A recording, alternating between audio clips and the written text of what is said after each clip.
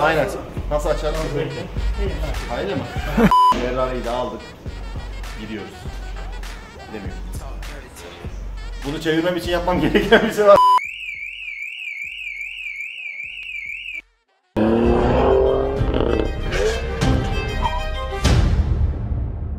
Ne yapacağız arkadaşlar? Yazılım nedir, ne değildir, nasıl çalışır, mantalitesi nedir, arabaya yararı var mı, zararı var mı? Bunların hepsini bir bir kime soracağım? Ümit Doğan'a soracağım. Bu işin uzmanına soracağım. Bize objektif cevapları verecek. Hadi gelin izleyelim. Ha, unutmadan peşinde bizim küçük oğlan RS4 Rhino'nun yazılım kısmı geliyor. Onu uçuracağız.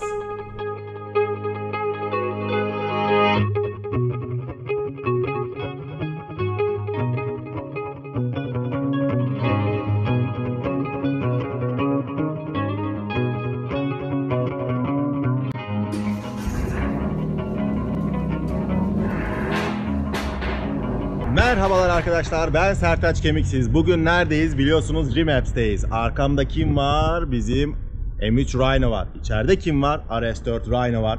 Bugün ona yazılım yapacağız. Bugün Ümit'le bu konularla ilgili konuşacağız. İyi yanları, kötü yanları, eksileri, artıları hepsini beraber değerlendireceğiz. Buyurun.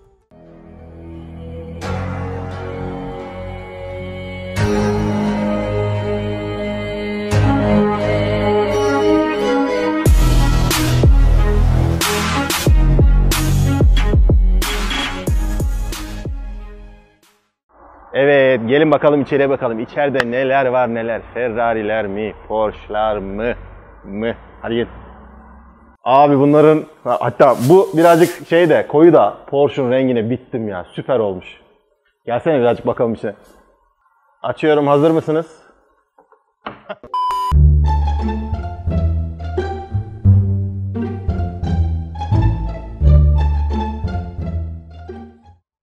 Yağmur mu yağdı? Bas anahtara kapansın. Hava güzel mi? Bas açılsın. Açılıyordur inşallah.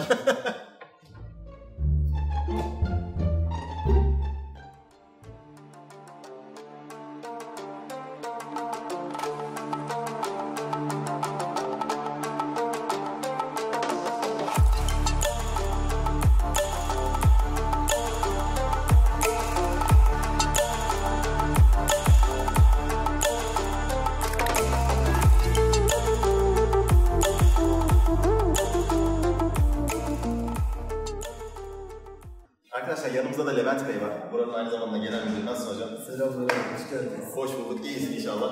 Teşekkürler. Bize işte aşağıda tur attırıyor, burada bazı yerlerdeki bilgileri veriyor. Mesela karbon koltuklar benim gözümden kaçmıştı. Hemen dedi bizim karbonlar da var, onlar da özel çek.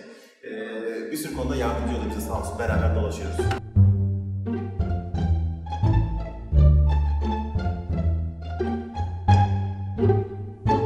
Arkadaşlar selamlar. Biliyorsunuz bugün Remaps'teyiz. Bir sürü çekim yaptık. Yanımda da Ümit Doğan var. Merhabalar Ümit, nasılsın? Sağ olun, sonunda. Eyvallah, teşekkür ederim. Şimdi sizin aklınızda olan bir sürü soru var. Ben bunları sorabilmek için adamların şube toplantısını, bayi toplantısını böldüm.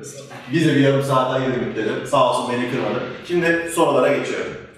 Abi bu chip tuning nedir? Yani bunu bilmeyen yok artık ama hani bize şöyle özünü anlatsana. Ne anlama geliyor tam olarak? Chip tuning aslında chip tuning eski arabalarda çip değiştirme kelimesiyle ortaya çıkan bir kelimedir. Aslına bakarsan yazılım modifikasyonu. Artık yazılıma döndü. Aynen öyle, yazılıma döndü. Hatta insanlar chip tuning olarak şimdi box dediğimiz sensörleri yanıltan bir sistem var. Onunla karıştırıyorlar. Şu an ben aslında biz düzeltiyoruz. Biz aracın yazılımını değiştiriyoruz artık. Çünkü beyinlerin içerisinde değiştirebileceğimiz bir çip kalmadı. Yazılım üzerinden modifikasyon yapıyoruz ama ismi hala chip tuning olarak lanse ediliyor. Bildiğim kadarıyla bunun hep sürekli arkasındasınız. Yani bir aksilik vesaire bir şey olduğu yerde de garantisini veriyorsunuz. Doğru mu? Tabii ki, evet. Yaptığımız işlemlere 3 yıl ve 100.000 kilometreye kadar garanti veriyoruz. Anladım. Üretici garantisi gibi biz de arkasında duruyoruz işin. Eyvallah. Ama bugüne kadar kaç hata yaşadınız derseniz, biz 13 yıllık bir firmayız. Toplamda 13 tane hata yaşamamışızdır.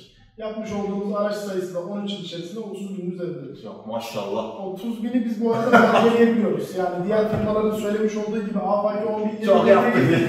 Aynen, biz de hepsi zaten hani bizim kadar Türkiye genelinde fatura kesen bir firma. 30.000'e yakın araba yaptık dedim. Bunun kurumsal, doğru. Ben ona inanıyorum çünkü senin çok fazla kurumsal iş yaptığını biliyorum. Bunlardan biraz bahsetsene bize, nerelere neler yapıyorsun? Kamyonları falan. Yani mesela bir firmamız 24 saat kontak kapatmadan termik santrale kömür çekiyor. Kamyon mu bu? Kamyonları aynen. Mobilya taşımacılığı yapan bir firma şehir içi kullanılan transit marka araçlara hız limiti koydurdu. Ben geçen geldiğimde aşağıda şey vardı, Toma gibi bir şey vardı. Evet, zırhlı araçlara da uygulama yapıyoruz. Değil mi? Aynen. Böyle. 16 ton zırhtan dolayı güce çıkıyor. Performanstan yana ihtiyacı oluyor. Onlara da uygulama yapıyoruz. Artık sadece bizim gibiler gelmiyor yani. Bu şeyde skala çok geniş çıkıyor. Geçen hafta Marin uygulaması yaptık mesela. Marin dediğin yat mı? Aynen, yat uygulaması. Case marka ekskavatöre uygulama yaptık. Onun nesi daha mı sağlam kalıyor lan? Bu ay mesela Rock, işte kaya kırma makinesi Sandvik marka, ona çalışıyoruz. Şey mi bu? Delme gücüne mi aynen. etki ediyorsun? Allah Allah. Bak bunu da ilk defa Bunların hepsi motor ve motorda bir beyin var. Beyin içerisinde bir yazılım var. Harbi enteresanmış. Ya fabrika nerede ne şekilde kullanacağınızı bilmediği için genel bir yazılımla çıkartır.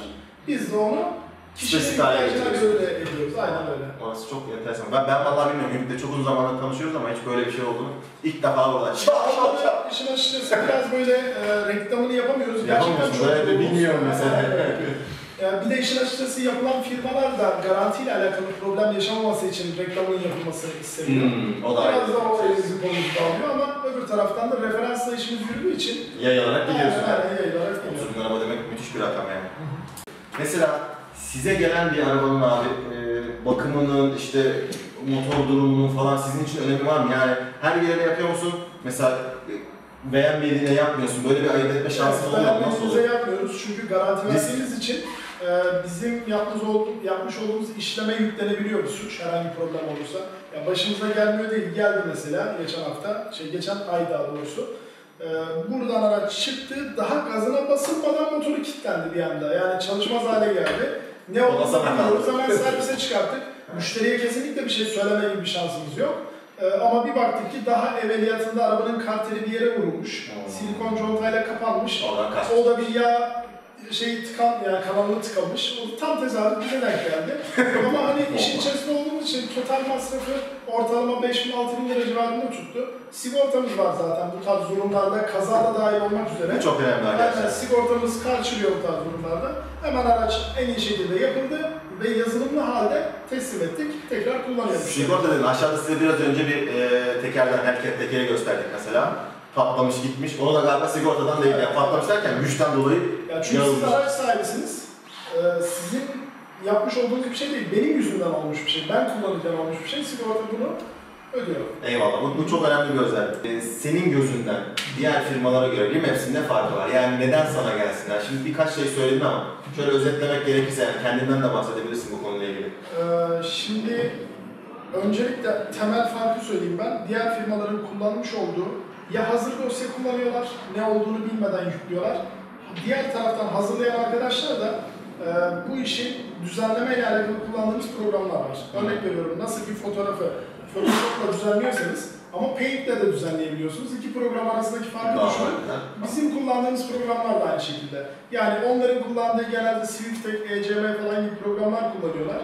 Daha basit yapıda programlar.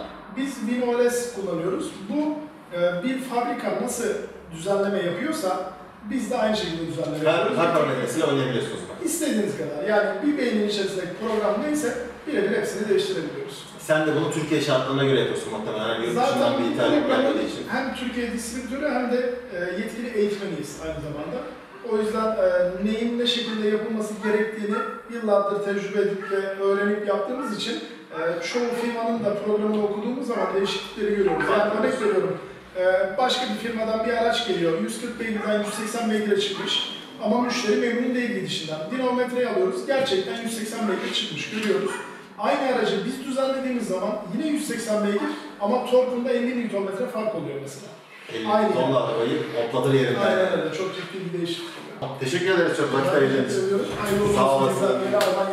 Gördünüz mü yazılım nasıl bir şeymiş? Neler yaparmış, arabamızı iyi mi etkilermiş, kötü mü etkilermiş, herhangi bir sıkıntısı var mıymış?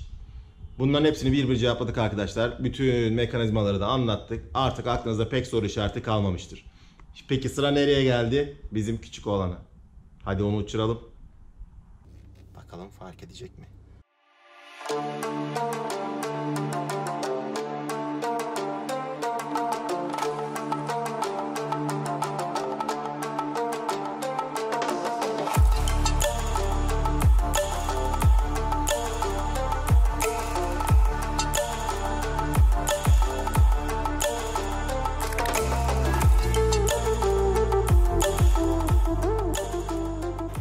Evet arkadaşlar, gördüğünüz gibi Audi'lerde özellikle CMB cihazıyla kullanılıyor. Yani beyin açma vesaire gibi bir şey olmuyor. Direkt bilgisayara bağlıyorlar. Bilgisayardan yeniden programlıyorlar. Remapping deniyor bu işleme.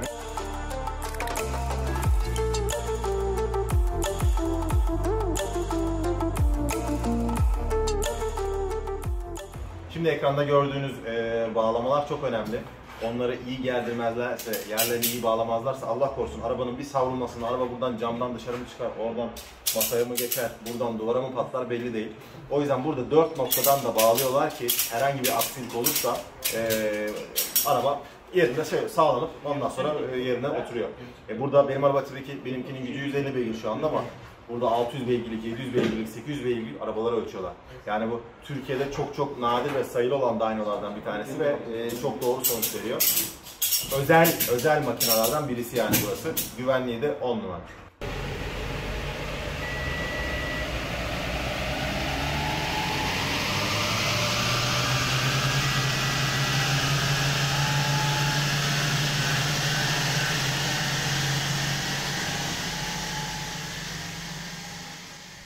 Evet arkadaşlar, bizim RS4 adayımız RS4 Rhino'nun yazılımını tamamladık. Aşağı yukarı 150 beygirlerden 175 beygirlere, tork olarak da 250'den 300'e doğru çıkmış durumdayız. Bu da yolda oldukça hatırı sayılır bir fark yaratacaktır. Remaps'e teşekkür ediyorum. Ellerine sağlık.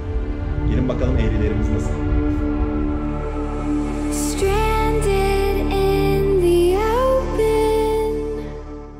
Levent hocam, benim araba 175 beygir oldu aşağı yukarı. Şimdi göreceğiz birazdan. Ama bu patinajı ben engelleyemiyorum ya. 1'de 2'de. Yani bu 300-400 beygir olan önden çekerler nasıl gidiyor abi? Şimdi her şeyden önce ülkemizde yollar çok tozlu. Tutunmuyor değil mi? Tutunmuyor. Ama önden çeken bir arabanın patinaj atmasını engellemenin en pratik ve en ucuz yöntemi amortisör kule gergisi takmak. Fren mesafen kısalır hem de patinajı azaltır. Hem de body roll da. Body roll da azaltır. Rigidity'yi sağlar. Yani rigidity de arabanın tüm yol sürüş sistemine destek verir. Valla ben başka bir şey sordum ama yani başka bir şey derken daha ufak çapta bir cevap bekliyordum ama süper bir cevap geldi. Arkadaşlar siz de duydunuz. Ben hemen kendi arabama bakacağım bir tane çünkü gerçekten patinaja düşüyorum. Teşekkür ederim. Arkadaşlar biz işimizi bitirdik. Ben de bu arada güvenlik şefini kafaladım. Ferrari'yi de aldık, gidiyoruz. Hadi gidelim. Şeftali.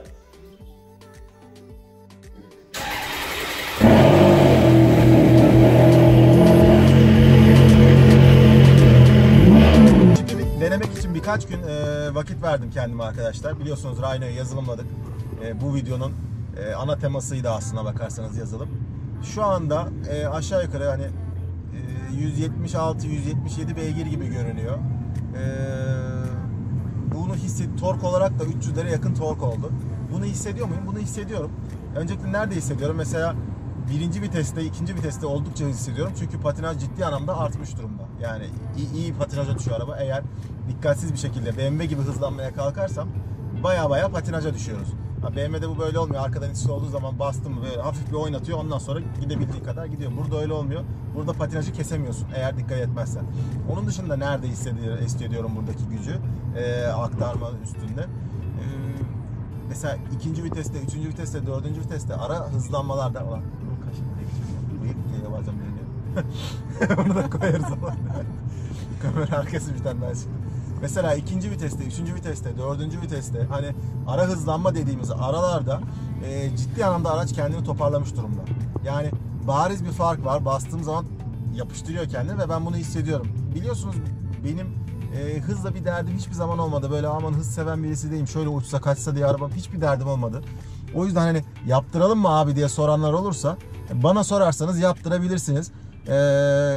Aşırı tatmin eder mi sizi? Aşırı tatmin edeceğini sanmıyorum işte. Onun için bir hibrit turbo yapmanız lazım ya da büyük turbo yapmanız lazım. Stage 2'lere gitmeniz lazım ki sizi birazcık tatmin etsin yani bu hız düşkünlerine.